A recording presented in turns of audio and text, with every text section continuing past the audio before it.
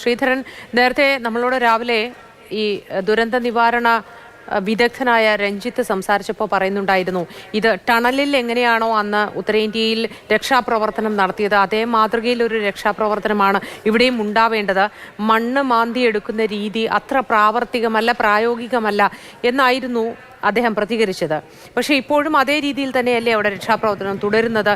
മറിച്ച് ഒരു രീതി, ഒരു മാസ്റ്റർ പ്ലാൻ NDRFന്റെ ഭാഗത്ത് നിന്ന് ഉണ്ടായിട്ടുണ്ടോ?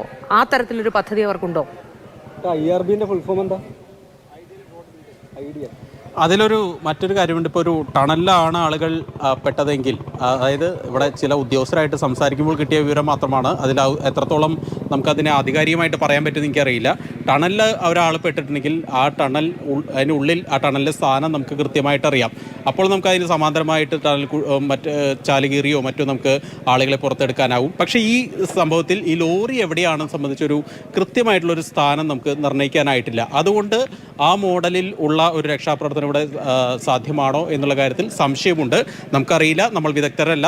ചില ഉദ്യോഗസ്ഥർ പങ്കുവെച്ച ചില കാര്യങ്ങൾ മാത്രമാണ് ഇവിടെ പറയുന്നു എന്നുള്ളൂ.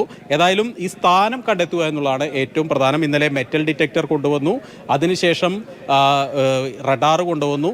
അങ്ങനെ ഈ സ്ഥാനം ഏത് എന്ന് കണ്ടെത്തുക എന്നുള്ളതാണ് ഇപ്പോൾ ഏറ്റവും ആദ്യത്തെ കാര്യം. അത് ഇപ്പോൾ നല്ല രീതിയിൽ തന്നെ പുരോഗമിക്കുന്നുണ്ട്. ചില സിഗ്നലുകൾ കിട്ടുകയൊക്കെ ചെയ്തു. അവിടെ ചെന്ന് കണ്ടാൽ തന്നെ നമുക്ക് ആ ഒരു ഭാഗം ഏകദേശം ഒരു കിലോമീറ്ററോളം ഭാഗത്താണ് കുന്നിടിഞ്ഞ് മൊത്തം റോഡിലേക്കും അതുപോലെ തന്നെ പുഴയിലേക്കൊക്കെ വീണിരിക്കുന്നത്.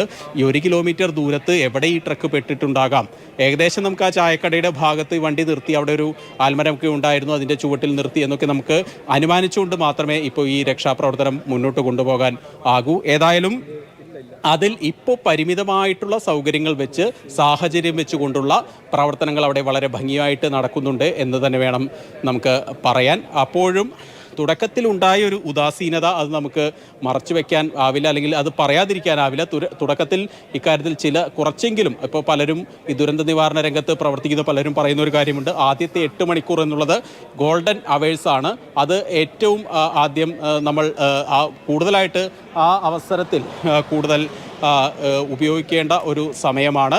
പക്ഷേ അതിൽ ഇക്കാര്യത്തിലൊരു ഉദാസീനത ഉണ്ടായി എന്നുള്ള ഒരു ആക്ഷേപം ഏതായാലും ഉണ്ട്. ഇന്നലെയാണ് ഈ വിഷയത്തിൽ കൃത്യമായിട്ടുള്ള അല്ലെങ്കിൽ ഒരു വേഗതയോട് കൂടിയുള്ള രക്ഷാപ്രവർത്തനം നടന്നത്. അത് ഇന്നും ഇപ്പോൾ തുടരുന്നുണ്ട്. ഏതായാലും ആ സ്ഥലത്ത് കണ്ട ഒരു വിവരം വെച്ചുകൊണ്ട് അവിടെ ഇപ്പോൾ രക്ഷാപ്രവർത്തനം നല്ല രീതിയിൽ തന്നെ മുന്നോട്ട് പോകുന്നു. അത് അതീവ ദുഷ്കരമാണ്. ആ പ്രതിബന്ധങ്ങളെയെല്ലാം മറികടന്നുകൊണ്ടാണ് ഇപ്പോൾ രക്ഷാപ്രവർത്തനം മുന്നോട്ട് പോയിക്കൊണ്ടിരിക്കുന്നത്. ഈ അർജുൻ മാത്രമല്ല, 2 പ്രദേശവാസികൾ കൂടി ഇക്കാര്യത്തിൽ മിസ്സിംഗ് ആണ്. അവരുടെ ബന്ധുക്കളും ഇവിടെയുണ്ട്. ഏതായാലും ഈ 3 പേർക്ക് വേണ്ടിയുള്ള തിരച്ചിലാണ് ഇപ്പോൾ പുരോഗമിക്കുന്നത്. ശരി ശ്രീധരൻ.